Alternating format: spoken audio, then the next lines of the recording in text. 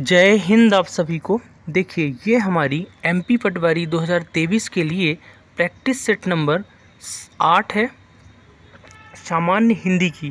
तो यहाँ पे एमपी पटवारी के प्रैक्टिस सेट नंबर 8 में एमसीक्यू सीरीज में सामान्य हिंदी में हम वो क्वेश्चन लेके आते हैं जो या तो एग्ज़ाम में आए हुए हैं या फिर एग्ज़ाम में आने की संभावना है। तो आपको वीडियो को ध्यान से देखना है और अंत में बताना है इनमें से कितने क्वेश्चन आपसे बन रहे थे। ठीक है, पहले क्वेश्चन से शुरू करेंगे कि व्याकरण के नियम में बंधे वाक्य में प्रयुक्त शब्द कहलाते हैं। तो जो व्याकरण यानी हिंदी व्याकरण के नियम में बंधे हुए हैं वाक्य में प्रयुक्त शब्द वो क्या कहलाएंगे, तो उनको पद बोलते हैं। वाक्य में जो प्रयुक्त होते हैं शब्द उनको बोलते हैं पद। ठीक है, जो व्याकरण से बंधे रहते हैं। अगला है कि तद्भव शब्द का अर्थ है। तद्भव है क्या? तत्सम, तद्भव, देशज, विदेशज में जो तद्भव है ये क्या है आपको बताना है। तो तद्भव जो है ना वो है उससे उत्पन्न, यानी कि संस्कृत से उत्पन्न तो हुआ है लेकिन रूप बदल गया, इसलिए तद्भव बोलते हैं उससे उत्पन्न।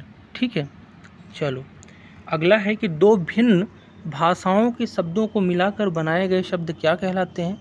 तो दो अलग अलग भाषाओं को मिलाकर बनाए गए जो शब्द हैं ना वो संकर शब्द कहलाते हैं। दो या दो से अधिक भाषाओं, जैसे कि एक शब्द मैं आपको देता हूँ रेलगाड़ी। तो रेलगाड़ी में रेल जो है आपका क्या है, इंग्लिश का शब्द है, और गाड़ी जो है अपना देशज शब्द है। तो रेलगाड़ी दोनों मिलके बनाता है तो संकर हो जाएगा।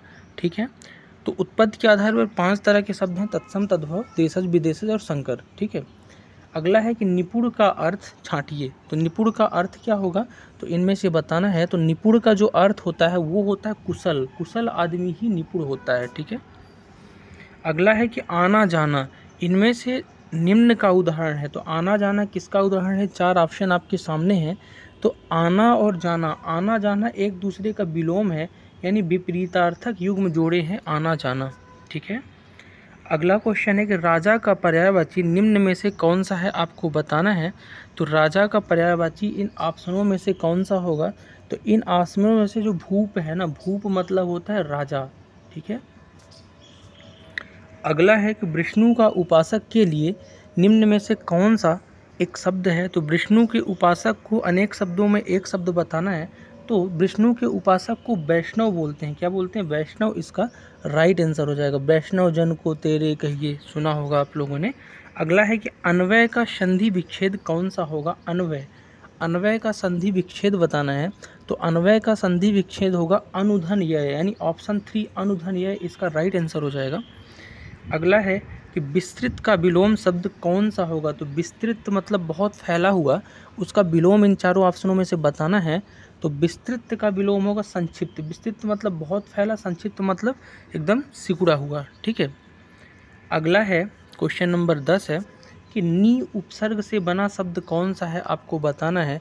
तो आधी नी उपसर्ग, यानी उपसर्ग क्या होता है, किसी भी शब्द के पहले लग के शब्द का रूप बदलता है वो उपसर्ग है। प्रत्यय जबकि अंत में लग के रूप बदलता है। तो इसमें से शब्द के पहले नी लगा है निकम्मा में, तो निकम्मा नी उपसर्ग से बना शब्द हो जाएगा। तो राइट आंसर निकम्मा है। 11वां क्वेश्चन है कि शतांश शब्द में निम्न में से कौन सा समास है आपको बताना है। शतांश शब्द जो है ना इसमें आपका द्विगु समास है। क्यों द्विगु है? क्योंकि संख्या जहाँ होता है, संख्याओं का बोध, वहाँ द्विगु समास होता है। शतांश मतलब शत मतलब 100 है, 100 का अंश यानी द्विगु समास सही होगा। अगला है सिक्का जमाना, मुहावरे का अर्थ निम्न में से कौन सा है। तो सिक्का जमाना जो है इस मुहावरे का अर्थ हो जाएगा प्रभाव जमाना, यानी अपना प्रभाव जमाना, मतलब इसका सिक्का यहाँ चलता है। ठीक है, अगला है कि क्षुद्र का शुद्ध रूप निम्न में से कौन सा होगा आपको बताना है। तो क्षुद्र का शुद्ध रूप जो होगा इनमें से कौन सा होगा। तो क्षुद्र ऐसे नहीं, छतरी वाला छू, छोटा ऊ की मात्रा और द्रा, यानी ऑप्शन 1 जो है इसका राइट आंसर हो जाएगा। 14वां नंबर क्वेश्चन आपके सामने है और कुछ बड़ा क्वेश्चन है कि देख राबा मातहि निज अद्भुत रूप अखंड, रोम रोम प्रति लगे कोटि कोटि ब्रह्मांड। इन पंक्तियों में कौन सा रस है? रस बताना है। रस कौन सा होगा? तो इसमें से जो है अद्भुत रस हो जाएगा। अद्भुत रस क्यों होगा? क्योंकि ये आश्चर्य की बात कर रहा है। अगर देखोगे तो इस पंक्तियों में ये है कि जब श्री कृष्ण भगवान मिट्टी खा रहे थे तो माँ यशोदा ने उनको मुंह खोलने को बोला और मुंह के अंदर पूरा ब्रह्मांड देख के वो अचरज यानी अद्भुत हो गई, आश्चर्य से हो गई। तो अद्भुत रस इसका राइट होगा। अगला है, अगला भी आपका काव्य खंड से है कि लता भवन ते प्रगट भे ते ही अवसर दो भाई, निकसे जुन जुग विमल विदु जलद पटल पिघलाई, में कौन सा अलंकार है आपको ये बताना है। तो अलंकार मतलब गहना, काव्य की शोभा बढ़ाने वाले पद, तो इसमें जो है उत्प्रेक्षा अलंकार हो जाएगा। तो उत्प्रेक्षा अलंकार इस काव्य का राइट आंसर होगा। ठीक है, क्वेश्चन नंबर 16 है आपके सामने कि उपयुक्त विलोम शब्द चुनिए, यानी कि यथार्थ एक शब्द लिखा हुआ है, इसका यथार्थ का विलोम इन 4 ऑप्शन में से बताना है।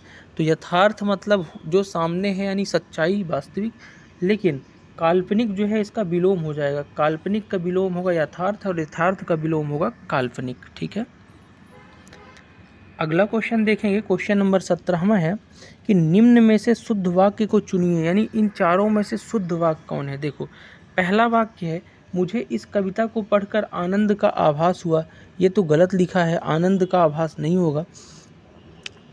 ठीक है, नेक्स्ट है कि मुझे इस कविता को पढ़कर आनंद का एक जान भी नहीं होगा, एक जान और आभास नहीं होगा, लेकिन मुझे इस कविता को पढ़कर आनंद का अनुभव हुआ, यानी अनुभव वाला सही हो जाएगा।